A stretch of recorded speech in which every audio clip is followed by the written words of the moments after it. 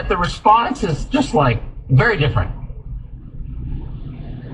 Yeah, and I think you kind of touched on a little bit there, Tucker. This is all performance art now at this point. This is simply acting. I heard the word icon attached to Nancy Pelosi throughout the day after that picture came out of her pointing the finger at the president. And then I looked at her approval numbers, and she isn't even at 40% in the Real Clear Politics Index of polls. And look, if you were to teach a class, all right, and you're putting together your syllabus, a journalism class on media bias, I would put that side-by-side comparison day one, minute one, to get my students' attention, because that just says it all. And look, we've seen this movie before, and I think you may remember this. Also, I think it was in 2012, a Daily Caller reporter is in the Rose Garden, and he interrupted President Obama to ask a question, and he was called a heckler and a hack. And now you see journalists interrupting the president on a routine basis whenever he's with world leaders or at the Rose Garden, screaming questions at him, and they're called heroic and seekers of truth.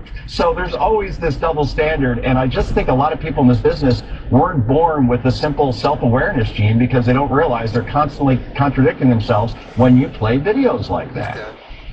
Yeah. I was actually that reporter's editor at the time and fielded dozens of phone calls from outraged journalist Jonathan Alter started yelling at me. It was racist to ask a tough question of President Obama.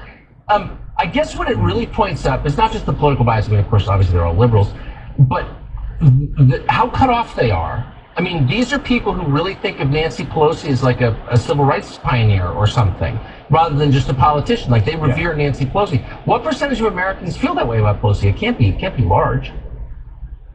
Right, exactly. It's about 39% is their approval rating. But then remember where you're getting all of your political media from on a national level. It's either coming out of studios in New York or it's coming out of studios in Washington. And obviously those are very liberal environments, and that's where that comes from. And I remember the 2016 election. This is a great poll that came out, and this basically encapsulates it all.